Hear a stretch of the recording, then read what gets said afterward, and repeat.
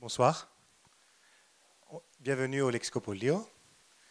Ce soir, on présente le livre de Lisa Benichou, Les Cerbères de l'Aube. Le livre sera présenté par Hervé Georgelin, historien, lecteur en histoire à l'Université d'Athènes. Je lui passe la parole. Bonsoir à vous, merci d'être présents. On est très contents, Lisa et moi, de voir une salle pleine. Voilà, donc moi ici ce soir je suis là comme lecteur qui a apprécié le livre, pas du tout comme spécialiste de la période contemporaine. Voilà. Et je trouve que c'est important de le dire parce que nous avons à lire, ou nous sommes invités à lire un roman qui n'est pas une étude politique, d'études politiques, de sciences politiques, même si évidemment c'est une dimension importante de ce livre. Donc Les Cerbères de l'Aube, il s'agit d'une espèce de polar qui est ancrée dans la Grèce contemporaine. Donc dans un premier temps, je vais vous parler très succinctement du roman de Lisa. Puis nous passerons à un entretien. Donc mon but, évidemment, c'est de la faire parler elle et de mettre en valeur ce qu'elle a à nous dire sur sa façon d'écrire, sur les thèmes qui l'intéressent, sur les techniques d'écriture, dans la mesure où c'est un processus conscient. Et puis, pour finir, nous lirons plusieurs passages que nous avons décidé, que nous avons choisis tous les deux. Voilà, pour vous donner une idée globale du livre, de l'ouvrage. Voilà, donc je suis ici que pour donner la réplique, ou presque, et ce sera ma façon à moi de souhaiter à ce livre Kalotaxido. Donc la première chose que je voudrais souligner, c'est qu'évidemment c'est un roman qui m'a plu. Pourquoi ? Parce que c'est un récit très enlevé. Il n'y a pas de grand prêche sur la Grèce contemporaine. Ce roman appartient à un genre littéraire qui est en retrait des grandes vérités ou des solutions manichéennes aux problèmes nombreux que rencontre la Grèce actuellement. C'est une sorte de polar où la frontière entre flic et voyou est peu nette. Et dans cette ambiguïté, le lecteur trouvera beaucoup de plaisir. C'est un récit qui est ancré dans la réalité de la Grèce, des memoranda néolibéraux dont on vante l'efficacité dans les lieux de pouvoir, en France ou ici. Toutefois, je ne suis pas sûr qu'aucun pays ne soit relevé de purges aussi radicales. Je crois que ça n'a réussi absolument nulle part, mais j'ai peur ici d'être un peu chagrin. Dans ce roman, nous avons des personnages qui incarnent cette société en grande difficulté. Et une des choses qui m'a plu dans ce roman, c'est qu'il n'y a pas vraiment de héros. Voilà. Il y a des personnages qui sont attachants, mais ils ne sont pas angéliques, jamais. Il y a également, et ça je trouve que c'est un tour de force, peu de personnages entièrement haïssables. On est constamment dans l'entre-deux, au sein d'un pays en faillite de facto et qui n'a pas les moyens de s'extirper de sa situation.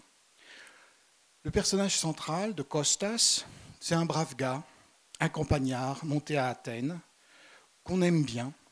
Il ne choisit pas grand-chose à ce qui lui arrive, comme beaucoup d'entre nous, j'imagine. Lui-même, je ne suis pas sûr qu'il se sente souvent en sécurité tout au long du livre. Mais on s'attache à lui malgré tout, malgré les naïvetés, les conneries, voire plus, qu'il va commettre. Et je trouve que cette façon de présenter quelqu'un est en adéquation avec ce que j'appellerais moi la vraie vie. Voilà. Et on s'attache à lui, et on ne sait pas vraiment pourquoi. Ça n'est pas forcément dit, mais c'est peut-être aussi parce qu'il est désorienté et qu'il est un peu perdu. Il y a l'autre pôle du roman, un bon ami de Kostas, qui ne lui veut évidemment que du bien. C'est lui qui le fait entrer dans la police à une époque où il était facile de rejoindre donc cette institution. Kyriakos est un type bien fait de sa personne, au regard bleu et plutôt mystérieux. Il est plus difficile de s'attacher à lui qu'à Kostas. Il faut attendre un bon moment dans le livre pour qu'on comprenne qu'il n'y avait pas de raison de se précipiter pour avoir un avis sur ce bonhomme. On peut même dire qu'il va échapper in extremis à une complète condamnation. À ce titre, la narratrice, donc quelque part Lisa, déjoue les premiers puis les deuxièmes sentiments que le lecteur peut avoir envers Kyriakos. Kostas a aussi une vie privée, comme la plupart d'entre nous, mais dans quelle mesure la vie privée l'est-elle vraiment ? Apparemment, il conclut un mariage rassurant avec une jolie fille, sérieuse, une coiffeuse, la jolie Koula. Kostas épouse aussi, ça arrive à plus d'un homme, épouse aussi sa belle famille, bien présente, comme ça peut être le cas en Grèce, voire ailleurs. La situation générale est plutôt celle d'une réussite sociale modeste, mais rassurante, dont beaucoup seraient contents ou aimeraient se contenter. Puis, insensiblement, l'atmosphère de crise économique, mais aussi morale et politique générale de la Grèce contemporaine entre dans le livre, et l'auteur nous fait glisser de l'idylle conventionnelle au moins acceptable, à des contorsions de conscience chez Kostas qui ne se résoudront pas, et à des méfaits peu reluisants où sa personnalité un brin faiblarde se compromettra sans rémission. Donc ça, c'était mes premiers propos introductifs. Maintenant, j'aimerais entrer en entretien avec Lisa. Donc, j'aimerais savoir... Donc, j'ai pensé à plusieurs thèmes qui peuvent nous intéresser, qui peuvent éventuellement avoir été présents à votre esprit ou qui le seront si jamais vous prenez le livre en main, ce que nous espérons. La première chose que j'ai remarquée, c'est le fait que Lisa, tu t'auto-édites, ou presque. Tu vas nous expliquer un petit peu comment tu fais. Et on aimerait en savoir un peu plus pourquoi tu le fais. Et puis aussi, donc, pourquoi n'y a-t-il pas d'éditeur comme on pourrait s'y attendre ou l'espérer? Voilà. Premier point. Il faut l'ouvrir.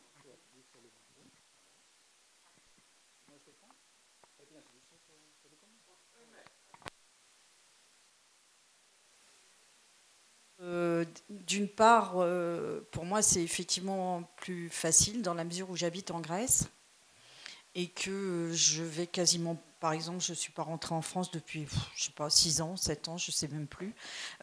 Donc, c'est vrai que je ne vais pas faire des démarches ni envoyer mon manuscrit par la poste parce que ça, j'y crois pas du tout. Donc, depuis que je vis en Grèce, donc je passe par une maison d'auto-édition qui s'appelle The Book Edition, qui est plutôt une maison pas mal parce que déjà les auteurs n'ont aucun frais, c'est à la demande que les ouvrages sont édités, etc. En plus, je peux travailler complètement par ordinateur et en plus, leur point de vente, c'est que par Internet. Et en France, il se fait que j'ai un petit lectorat, on va dire, que j'ai réussi à composer avec des blogs, que je tiens depuis 10 ans, hein, avec des blogs, Facebook, les réseaux sociaux, etc. Donc j'ai un petit lectorat qui existe. Et donc voilà, les gens commandent le livre directement à la maison d'édition. Et en plus, bon, alors il m'est arrivé par ce biais que un de mes romans, puisque là c'est le 3e roman, avant j'ai écrit des nouvelles et avant des livres pour enfants, et bien avant des choses non éditées qui faisaient partie de mon métier, c'est-à-dire le théâtre. C'est-à-dire que j'ai beaucoup adapté pour des mises en scène, j'ai écrit beaucoup de spectacles pour moi-même déjà, parce que je faisais à une époque où c'était pas, on n'appelait pas ça one man show, mais je faisais du théâtre seul en scène. Donc, enfin beaucoup, j'ai pas fait que ça, hein. Mais donc voilà. Donc l'écriture, c'est pas quelque chose de nouveau, mais jusqu'à présent, enfin tant que je faisais mon métier en France, j'avais pas besoin de maison d'édition spécialement, enfin puisque j'écrivais surtout particulièrement pour le théâtre. Ensuite, c'est en Grèce où j'ai commencé, puisque là, effectivement, je n'exerce plus du tout mon métier ni de comédienne, ni de metteur en scène, ni de prof. Enfin bon, tout ça est terminé. Donc j'ai commencé à écrire des choses autres, donc plutôt effectivement au départ beaucoup des livres pour enfants et ensuite des romans. Je suis passée aussi par... Alors, l'auto-édition m'a permis, entre autres pour l'un de mes romans, d'être édité dans une petite maison d'édition. Alors, au départ, j'ai trouvé que c'était formidable, hein. J'avais été repérée par le bouche à oreille, un petit éditeur, même si c'était un petit éditeur, bon, donc contrat, machin. Et puis, en fin de compte, je me suis sentie extrêmement malheureuse. Parce que, bon, en fin de compte, je me considère comme une romancière, mais surtout quelqu'un comme une artisane, surtout. C'est ça qui me plaît dans le métier de romancière. C'est un peu comme une dentelière. Bon, il se fait que je brode aussi, mais c'est... Voilà. Donc... Tous mes livres, c'est un petit peu un travail comme ça de fourmi, mot après mot. Et moi, le fait de faire mes propres photos, de faire ma propre couverture, de tout faire, en fin de compte, moi, ça me convient très bien. Et puis, ça correspond, voilà, j'ai un petit lectorat en France. Je commence. Merci à vous d'avoir un petit lectorat ici. Et voilà, bon, et moi, oui, cette dimension artisane me plaît, me convient. J'ai toujours travaillé comme ça, y compris au théâtre. J'ai du mal à me projeter dans autre chose, voilà. Et donc c'est la raison aussi de l'auto-édition, parce que j'ai pas envie de démarcher, j'ai pas envie. J'ai aussi été peintre et dans ma peinture c'était pareil. J'avais pas envie d'aller voir les galeries. Alors je sais pas, j'inventais des lieux d'expo dans des jardins, dans des trucs improbables. Mais bon, moi ça a toujours été ma façon de travailler, voilà. Donc j'ai pas changé. Bon, merci. J'ajouterai juste une petite remarque, c'est qu'il est très difficile de trouver des éditeurs. En plus, oui, ça, c'est vrai. Même si vous avez un livre tout à fait recevable, il est très difficile d'être accepté. En fait, il y a aussi des paramètres qu'on ne peut pas dominer, comme les relations, le fait d'être connu, le fait d'être bienvenu. Voilà. Donc, je trouve que c'est très bien qu'il existe ces maisons qui permettent de sortir des livres tout à fait corrects et qui empêchent de devoir passer sous les fourches codines de comités de lecture plus ou moins bien intentionnés, plus ou moins objectifs, évidemment. Bien, très bien. Alors ça, c'est un premier point. Le deuxième, je voudrais qu'on reparle plus de ton arrivée à l'écriture. Je ne sais pas si vous avez jamais osé écrire un texte fictif, de fiction. Ça n'est pas une démarche évidente.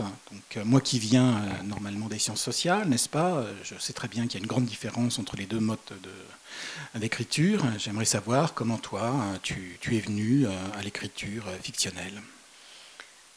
Au départ, comme je le disais, donc j'ai commencé par m'écrire des rôles pour faire des spectacles, ou à en écrire pour d'autres, d'ailleurs aussi pour des copains.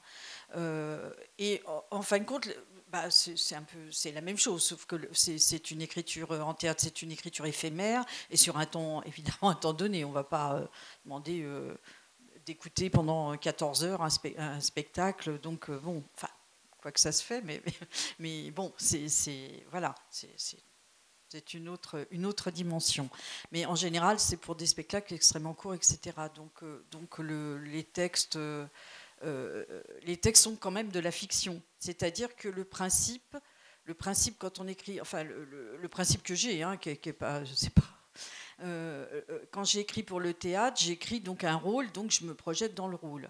Et en fin de compte, je fais la même chose dans ma fiction, c'est-à-dire que avec les romans, je pars sur un personnage et c'est le personnage qui m'entraîne. C'est-à-dire que je prends les techniques du théâtre de ce qu'on appelle le lâcher-prise, de ce qu'on appelle le mentir vrai.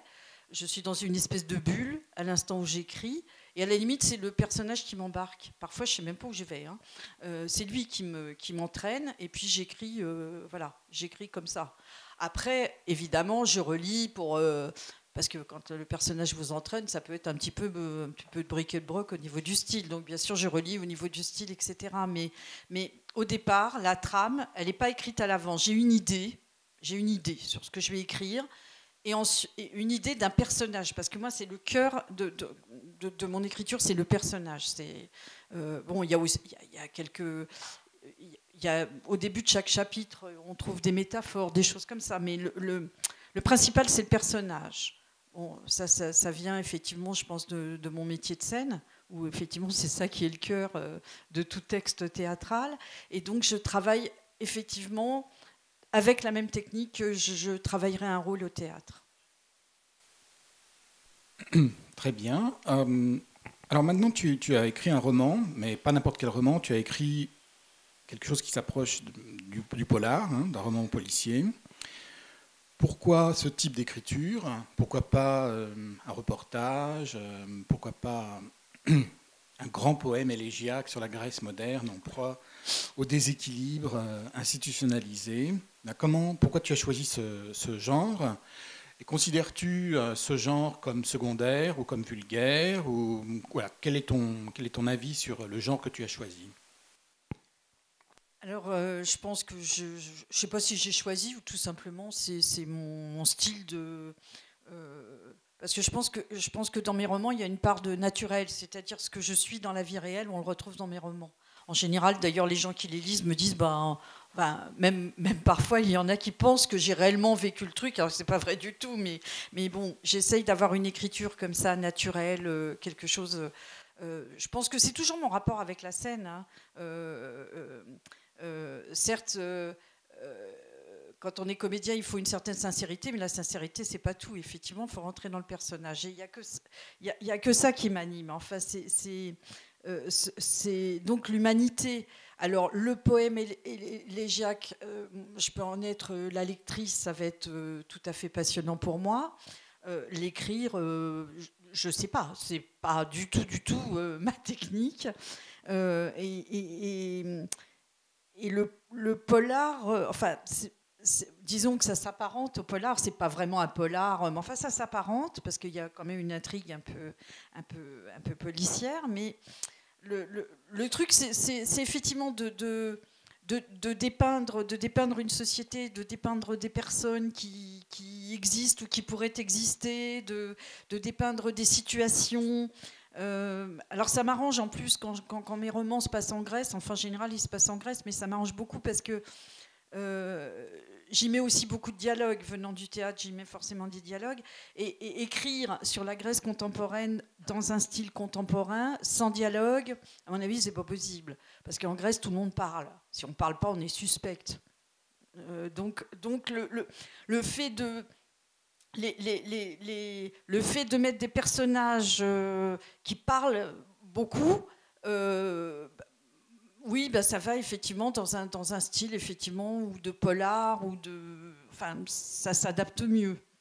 Effectivement, dans un poème élégiaque, ça va pas du tout. Bien, merci. Est-ce que tu peux nous en dire un petit peu plus sur ta familiarité avec la Grèce, par exemple, puisque tu écris en français sur un pays étranger. Oui. Comment oses-tu? C'est ça qu'on te demanderait en France. Pourquoi tu oses? Alors j'écris en français tout simplement parce que je parle un grec, on va dire, extrêmement populaire qui ne me permettrait pas d'aller au bout de mon écriture. Ça, ce ne serait pas possible. Mais par contre, j'ai un attachement, on va dire, viscéral à ce pays. Mais vraiment viscéral. C'est-à-dire que je m'y sens bien. Je ne rentre même plus en France, d'ailleurs, parce que je n'ai pas à y rentrer. J'ai pas, voilà. Donc je suis très très attachée à ce pays et je ne me vois pas écrire autre chose. Enfin, les choses me viennent naturellement, quoi. Tout d'un coup, je pense à un sujet de roman et puis bah, voilà, ça se passe ici parce que voilà, j'ai tout ici. Sentimentalement, mes amis, enfin, énormément de choses me rattachent à ce pays et plus ailleurs. Oui, oui, mais je pense qu'on est assez nombreux à comprendre cet attachement ce soir. Voilà.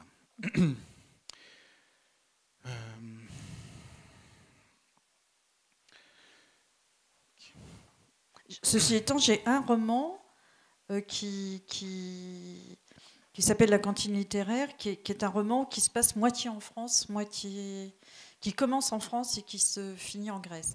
Et un autre roman qui est aussi un peu plus là, qui est polar et qui se passe sur l'île d'Égine. Est-ce que tu penses que ton roman, ton livre, aurait pu se passer ailleurs? Évidemment, je pense à la France. Non. Non, parce que je parle beaucoup des milieux extrémistes d'extrême droite. Entre autres, pour rien de se cacher, même si le nom n'est pas dit comme ça dans le roman, donc de Chrissy Avilly. Or, en France, effectivement, nous avons une extrême droite. On ne va pas se voiler la face. Mais elle n'a pas cette violence. Chrissy Avilly, c'est des nazis, quoi. Bon, voilà, hein, on va dire les mots. Voilà, c'est des nazis. Donc, c'est quand même extrêmement particulier. Alors, heureusement, ils sont peu nombreux, mais ils sont extrêmement dangereux. Et donc, comme je dépeins cet extrémisme-là, ça ne pouvait pas se passer ailleurs. Alors si, peut-être en Pologne ou en Hongrie, mais là, moi, je n'ai jamais mis les pieds. Donc, voilà. Ici, je savais de quoi je parlais. En plus, on pouvait facilement trouver des documentaires, des articles, même des articles de journaux sur des faits divers. Hein. Enfin bon, il y a eu beaucoup de choses quand même écrites sur le sujet. Donc, dans ta façon d'écrire, tu as un travail de documentation, n'est-ce pas? Oui. Et ça n'est pas uniquement une écriture spontanée. Comment pourrais-tu faire le partage entre le travail de documentation, de lecture préparatoire, et l'acte d'écrire qui serait plus comme ça jubilatoire et dans l'élan? Alors, dans l'élan, il y a une partie du livre où c'est dans l'élan quand je décris, par exemple la montagne grecque, parce que c'est aussi un lieu qui m'est très très cher. Quand je décris les gens de la montagne grecque, qui sont des personnages que j'ai connus ou pas connus, enfin qui sont un espèce de mélange de vrai et de faux, bien sûr, hein, comme toujours dans les romans. Et puis ensuite sur les personnages qui font partie, on va dire, des mouvements extrémistes d'extrême droite. Je leur prête des dialogues, je leur prête un physique, parfois même des prénoms. Mais par contre, ce qu'ils disent dans les dialogues, j'ai été le pêcher vraiment dans des documentaires ou des articles ou des choses comme ça.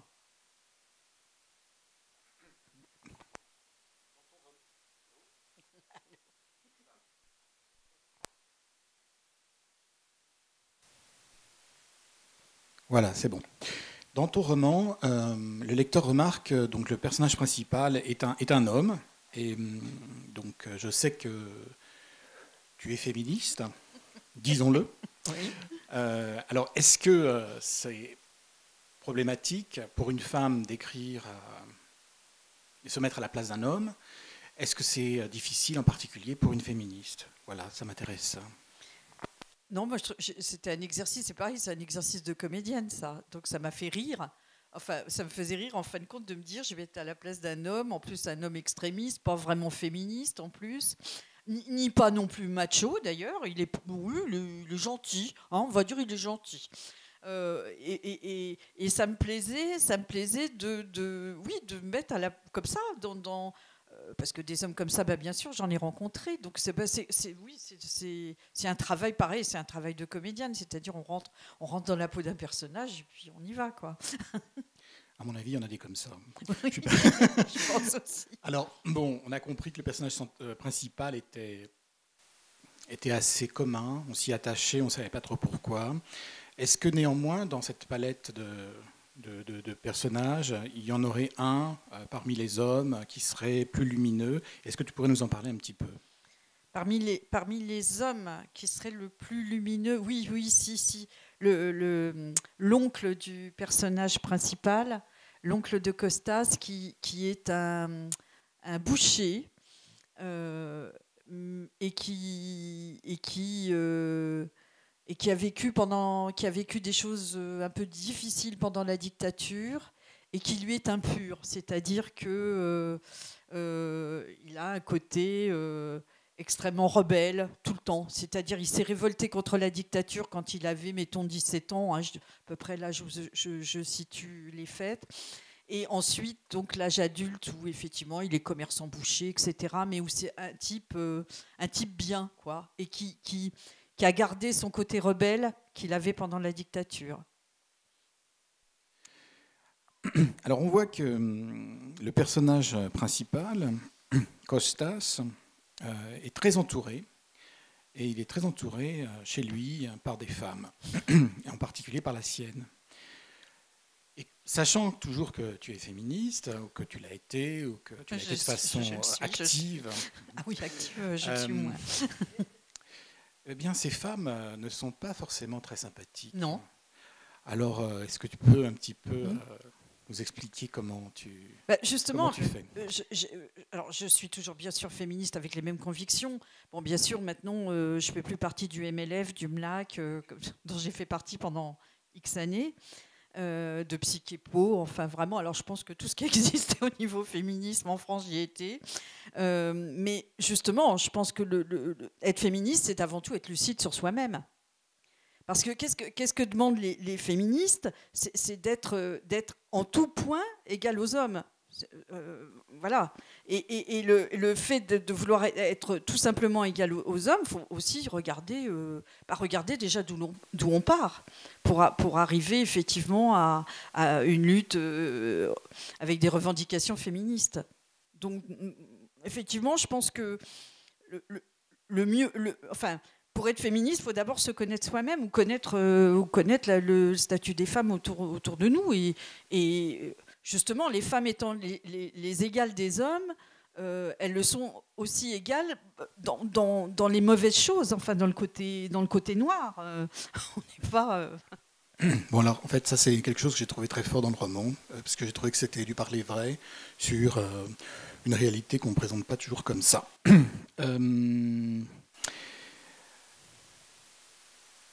Bien, je vous remercie pour tout ça.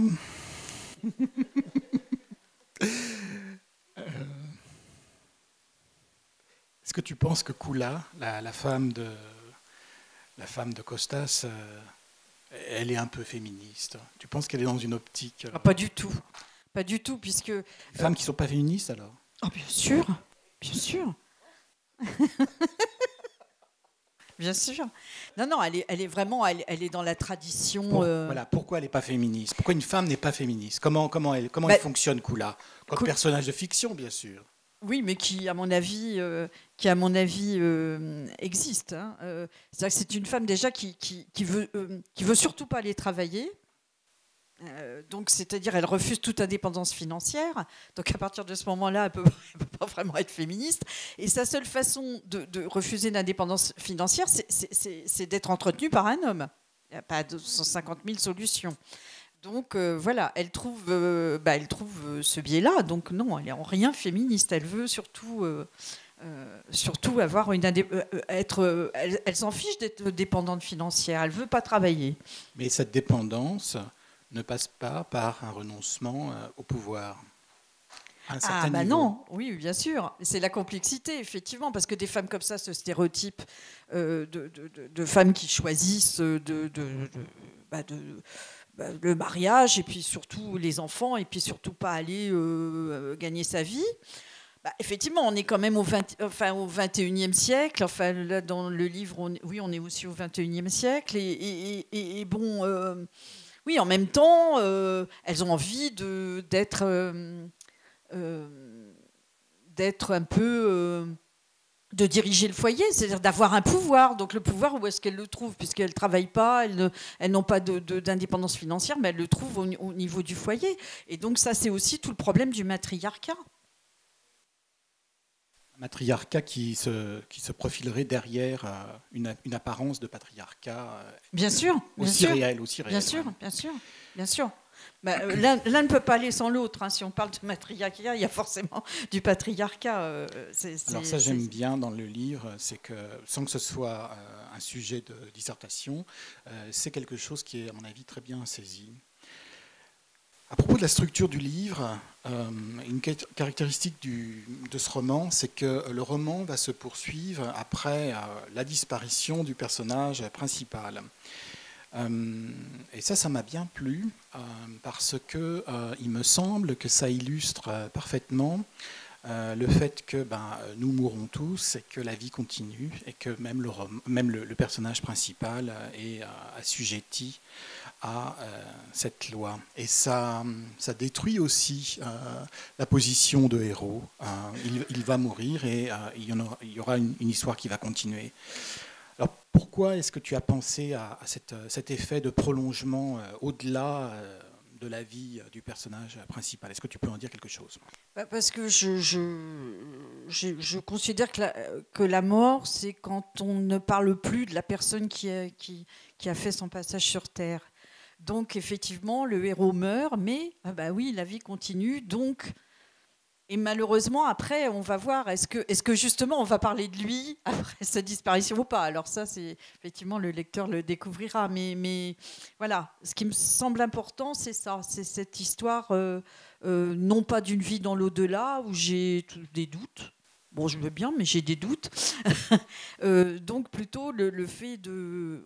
Je pense qu'une personne n'est jamais complètement disparue si on continue de parler d'elle, tout simplement, ou de l'évoquer, ou voilà. Dans le livre, donc, il y a une importance, l'aube dorée transposée dans la fiction, qu'on appelle Ixa dans le récit, évidemment très important.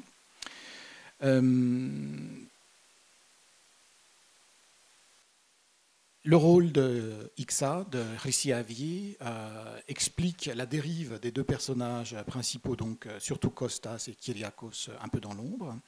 Mais on peut imaginer aussi que les autres, plus anodins, sont aussi influencés par la présence de cette force politique dans la société.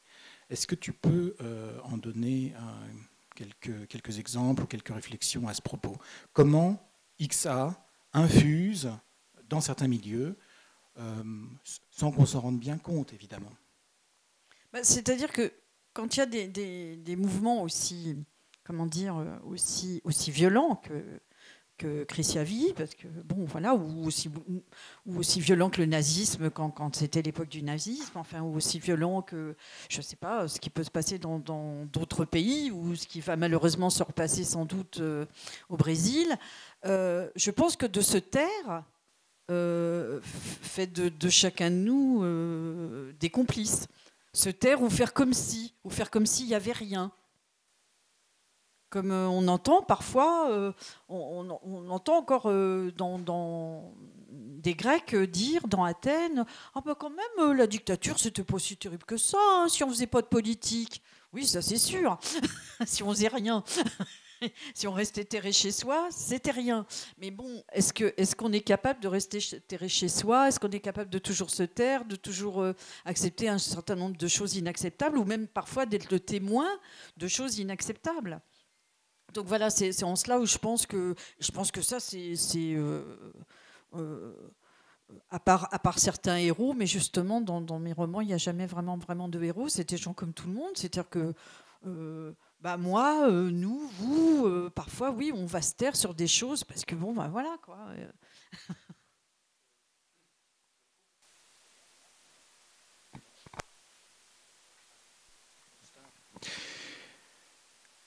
J'ai trouvé quelque chose de très bien rendu, qui, à mon avis, suggère un procédé de propagande de cette organisation. C'est la dimension critique de la situation telle qu'elle est. C'est-à-dire que Rissi Avier, parfois, dans certains, et c'est vrai aussi pour le Rassemblement national, il y a des éléments de critique du système néolibéral qui nous amènent vraisemblablement à une faillite. D'accord ? Et ça, je trouve que tu le rends très bien. C'est-à-dire que les gens ne vont pas là-bas parce que sont méchants foncièrement. Il y en a sûrement, mais ils sont relativement peu nombreux. Mais parce que Rissi Avier ou d'autres mouvements similaires utilisent un discours qui appâte les gens. Et ça, je trouve que c'est très clairement montré dans ton roman. Qu'est-ce que tu en penses ? Alors là, j'ai sur les arguments, on va dire, hein, de Rissi Avier pour avoir des militants. Alors là, j'ai rien inventé. Je les ai remis sous forme de dialogue. J'ai rien inventé. J'ai été le chercher là dans des articles, dans des documentaires, dans un tas de choses où pratiquement tout ce qui tous les arguments donnés sont les vrais arguments. Et où effectivement, parfois, si on ferme les yeux pendant un temps, on se dit mais c'est qui est ce gars d'extrême gauche qui est en train de discuter ?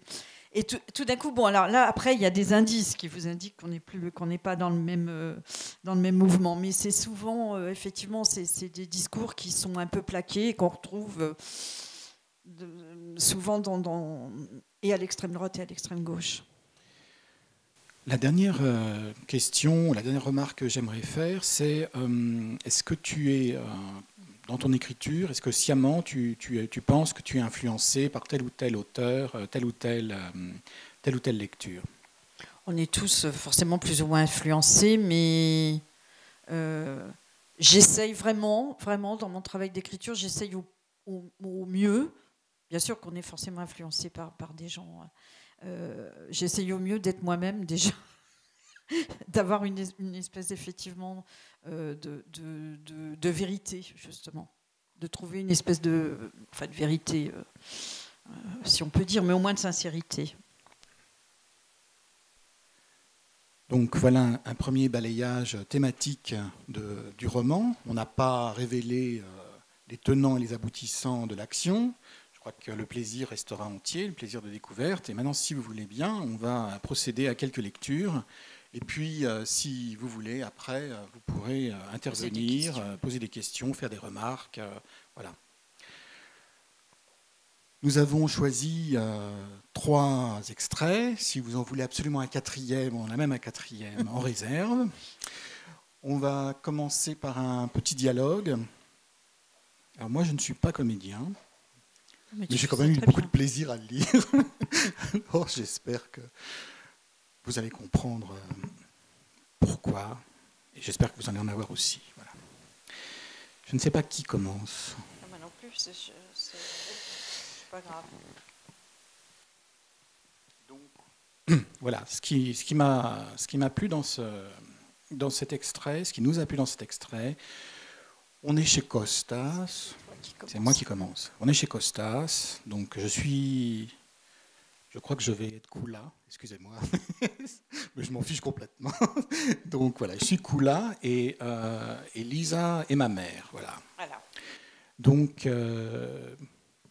quelle idylle c'est composé Costas, ou quelle idylle il a été obligé de vivre. C'est le gâteau qu'il faut faire en premier. Plus il restera au frais, meilleur il sera.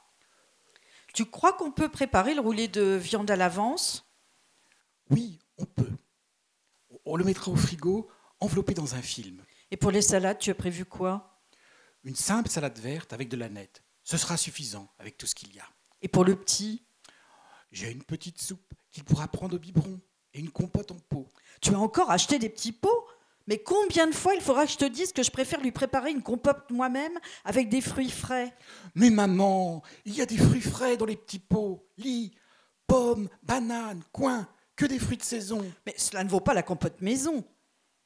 Oui, mais il ne l'aime pas, la compote maison. Il trouve ça acide. Acide? Ma compote? Mais quand tu étais petite, tu en mangeais tous les jours et tu adorais ça. Oui, mais bébé, il n'aime pas.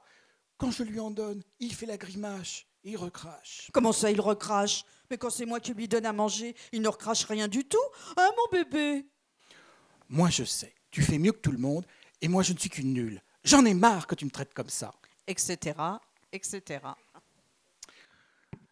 Voilà les délices éventuelles La vie de famille. d'une vie de famille. Voilà. Le deuxième extrait, donc c'est quelque chose d'assez différent. Très. Et c'est ça aussi qui m'a plu dans le roman, c'est le montage, la juxtaposition de différents types d'écriture, de différents tons. Alors, 136. 136. Et qu'est-ce que c'est? C'est Depuis que j'ai la majorité civile. moi qui lis entièrement? Comme tu veux. Ou comme on tu veux. fait... Tu t'arrêtes quand on a marre, je reprends après. Si D'accord. Donc, voilà, c'est un monologue du personnage principal.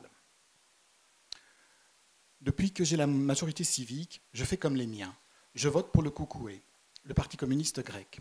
Aujourd'hui, je m'apprête à voter pour la XA, comme Kyriakos, parce qu'il est mon ami, parce que je ne peux pas le trahir. Pourtant, je ne sais plus quel camp a raison. Je vais voter pour l'amitié, et non pour la famille, encore moins pour un parti.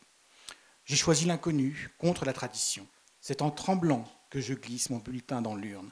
Cet acte banal suffit à me placer du côté des traîtres. Juste un morceau de papier glissé dans une urne pour que je bascule. Juste une liste de noms m'a fait renier ceux de mon village, abandonnés dans les brumes des sapinières. Ça ne tient à rien, une trahison. Je sens le sol se dérober sous mes pas. Je sors du bureau de vote mal à l'aise. À la vue de mon uniforme, des militants d'extrême gauche me prennent à partie en me traitant de fasciste. Je me tais et baisse les yeux comme si je n'avais rien entendu. Fasciste. Est-ce que je suis réellement devenue fasciste? Aucune marque sur mon front, aucun signe physique n'indique mon infamie. Je suis toujours le même. Un grand mou, un peu lent, dirait ma belle famille. Un gars loyal qui n'a pas froid aux yeux et qui sait jouer du couteau, dirait mon ami. Et je lirais de l'admiration dans ses yeux. Le monde n'a guère changé depuis le temps des colonels.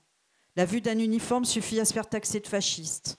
Un jean déchiré, un piercing, une boucle d'oreille suffisent à ce qu'un flic comme moi soit certain d'avoir affaire à un gauchiste. Le bien, le mal, le monde est si simple quand on le voit comme ça. Jusqu'ici, je me contentais de ça.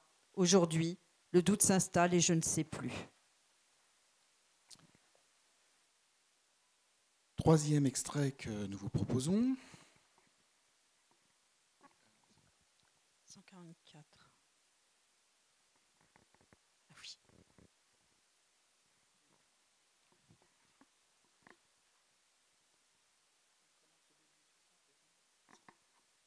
Oui, c'est la championne de toute catégorie. Ouais, ouais. Non. Je parle de la belle-mère. D'accord. Donc, nous sommes... c'est Costa qui parle, c'est ça, ou c'est la narratrice? C'est le Costa. Voilà, c'est Costa. Donc, on va alterner la lecture, Oui, comme on l'a fait d'accord. précédemment. D'accord. Voilà. Donc, Costa parle de sa Belle-mère. belle-mère. C'est la championne, toute catégorie, du « c'était mieux avant ». Elle a une peur maladive de l'avenir, de l'inconnu. Sur ce point, elle s'entend au mieux avec son mari, deux petits bourgeois frileux et égoïstes qui craignent la moindre idée de changement. J'ai préféré garder le silence parce que je n'avais pas envie de convaincre. Je n'ai pas d'argument assez solide. Quant à Kula, elle s'est toujours rangée du côté de ses parents, par paresse, par ignorance et par prudence. Je me souviens que quand ils ont su que toute ma famille votait communiste, ça a été un véritable état de choc. C'était un dimanche, il y a 2 ans. Nous étions autour de la table nappée de blanc. C'était en hiver, en janvier. Je ne sais plus pourquoi tout ça est venu sur le tapis, mais c'est venu. Ma belle-mère a failli s'étrangler avec sa cuillère de riz pilaf. Mon beau-père m'a regardé comme si j'étais un ovni. Kula était au bord du malaise en réalisant qu'elle attendait l'enfant d'un communiste. Elle tapait dans le dos de sa mère qui était devenue rouge comme le cou d'une vieille dinde. Elle ne cessait d'émettre des gloussements en répétant entre deux quintes de toux à l'attention de son mari. « Mais dis quelque chose, Panos, mais dis quelque chose !»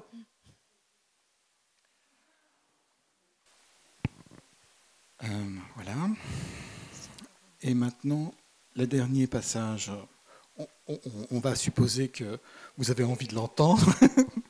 Le dernier passage, c'est toujours dans la famille. Donc ça commence au début, comme convenu. Tu voulais lire le chapeau. Qu'est-ce que tu veux? Tu veux lire le chapeau? Oui, si tu veux. Donc, tu lis le chapeau. La rage des vaincus les transforme en prédateurs. Elle les fait ruminer, écumer. Cette rage les change en animal et leur donne la force du centaure, prêt à encorner, à foncer, à tuer, décuplant la sauvagerie dont ils sont capables jusqu'à éclabousser de sang les nuages du crépuscule. Comme convenu, après le service, nous nous retrouvons avec Kyriakos pour une virée. J'ai balisé le terrain auprès de Koula en lui racontant un joli bobard. Une histoire d'heures supplémentaires post-élection qui seront payées double. Au début, elle a grogné, mais finalement, elle s'est radoucie. Avec Koula, c'est facile. Il suffit de parler d'argent pour que ses yeux pétillent. Nous n'avons pas commenté le résultat des élections, mais je note que le poste de télévision est allumé comme chaque matin, passant en boucle les images d'hier soir, avec une foule en liesse fêtant la victoire de Syriza. Place Syntagma. Koula a coupé le son en signe de désapprobation. Je n'aime pas la politique, je n'y comprends rien, ça me fatigue, tous pourris. Quand nous nous sommes connus, j'étais bien d'accord avec elle. À l'époque, pourtant, je votais communiste. Elle, je crois bien qu'elle votait déjà pour un parti de droite, celui pour lequel votaient et votent encore son père et sa mère, qui trouvent qu'au temps de la dictature, les choses marchaient mieux. Jusque-là, l'éclatement des opinions personnelles de la famille s'est passé sans trop de heurts. Chacun vote avec ou sans conviction, par devoir, par habitude, par obligation. Je n'ai parlé à personne de mon vote pour la XA. Mon beau-père désapprouverait, il me semble. Il a trop peur des extrêmes et de toute forme d'anticapitalisme. Il boursicote et lit chaque semaine avec beaucoup d'intérêt les pages économiques des journaux du dimanche et les cours de la bourse. Quant à ma belle-mère, elle aurait quelque tendance à adhérer aux idées de la XA avec sa haine de l'étranger, du désordre et son idée fixe de revenir à la drachme comme au bon vieux temps, quand on vivait mieux, qu'Athènes était propre et que l'on risquait pas de se faire voler son sac à main. Voilà, c'est ce que nous vous proposons ce soir.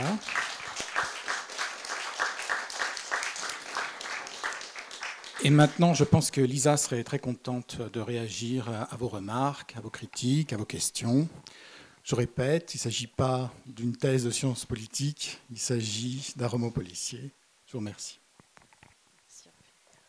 Oui, j'aimerais savoir pourquoi le choix du titre « Les Cerbères de l'aube ». Alors, au départ, quand j'écrivais le roman, dans ma tête me venait... d'ailleurs, j'en parle un peu dans le roman, ce dont je parlais tout à l'heure, le silence parfois qui fait qu'on ne dénonce pas un certain nombre de choses ou que certaines personnes se taisent sur un certain nombre d'agissements.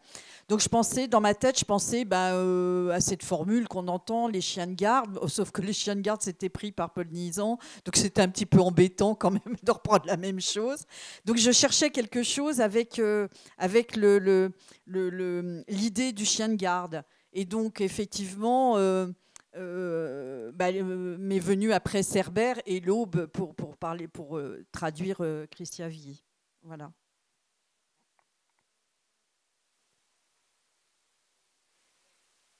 Il ne marche pas ton micro, Nicolas. Non. Il est allumé ?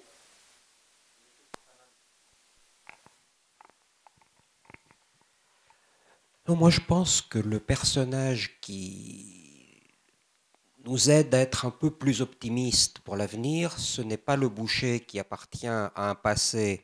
Bon, c'est un personnage très sympathique, mais il en est resté à ses idéaux de jeunesse. Les cheveux longs, rock'n'roll, je vais peut-être vous fâcher, mais c'est le commissaire de police principal. parce que c'est grâce à lui que le processus que vous décrivez très très bien, cet engrenage fatal, il y aura un grain de sable dans cet engrenage fatal qui va nous amener à la deuxième partie du récit.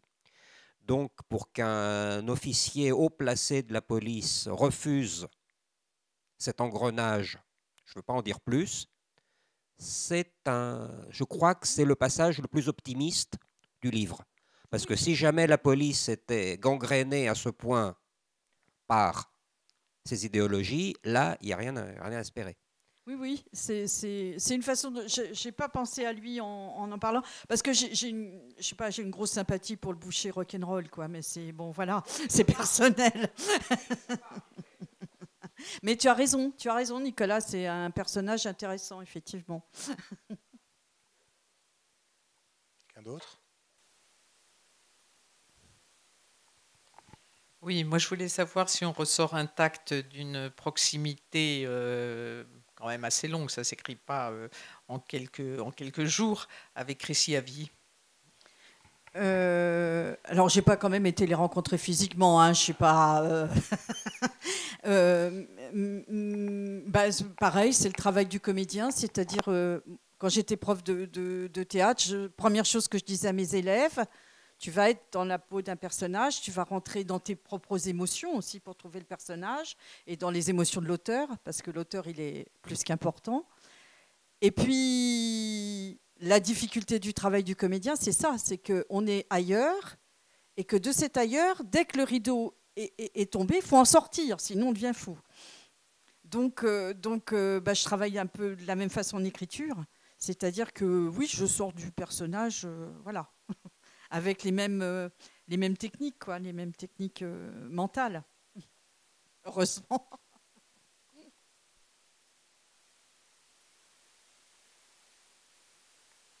Voilà, plus de questions. Je voudrais aussi en poser une. Bien sûr. Comment voyez-vous l'avenir en Grèce de Chrissy Avy? Parce qu'il y en a qui préviennent qu'elle est en hausse, qu'elle est en baisse, que je ne sais pas. Non, comment voyez-vous ça? Non, c'est effectivement, c'est un des pays d'Europe où il y a effectivement une extrême droite extrêmement violente, mais heureusement qui reste toujours au même taux et au même, enfin qui n'attrape pas des adhérents. Non, là-dessus, bon, je dis pas qu'il faut pas être vigilant, mais non, j'ai confiance, j'ai confiance au peuple grec apparemment tous les sondages à chaque fois ça donne à peu près le même genre de pourcentage. Alors effectivement aussi avec le système électoral proportionnel, bah forcément même avec 7%, oui il y a 17 députés ou 18 députés, bah oui forcément. Mais bon, d'ailleurs ils n'ont pas fait à l'Assemblée nationale, bah, de toute façon ils comptent pour rien quelque part. Enfin, déjà, ils étaient en tôle pendant un bon moment, donc déjà, on avait la paix.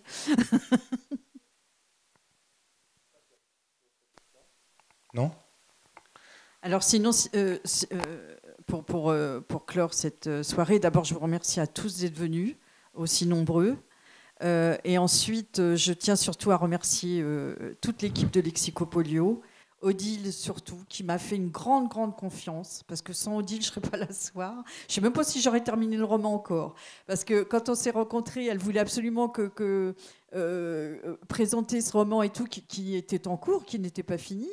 Et donc, je suis partie m'enfermer cet été à la montagne pour le finir, en me disant, il faut absolument que je le finisse, parce qu'Odile, elle l'attend. Donc ça, c'était formidable, parce que ça m'a beaucoup boosté. Et puis vraiment, toute l'équipe, Diamandis, vous qui venez d'incorporer l'équipe, tout le monde, Yanis, tout le monde a été absolument adorable. Et vraiment, en plus, tout ce qui se passe ici, à chaque fois, c'est des belles histoires, y compris le club de lecture, y compris... maintenant, je me suis fait d'autres copains et copines au club de lecture. Donc, franchement, c'est un beau lieu. Et voilà. Et je remercie tout le monde. Merci beaucoup.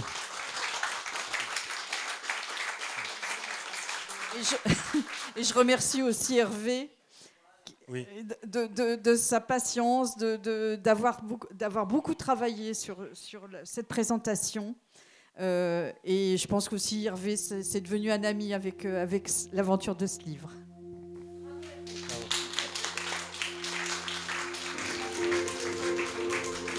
Merci beaucoup pour cette présentation, cette belle présentation. On vous invite à boire un verre de vin pour clore la soirée. Merci.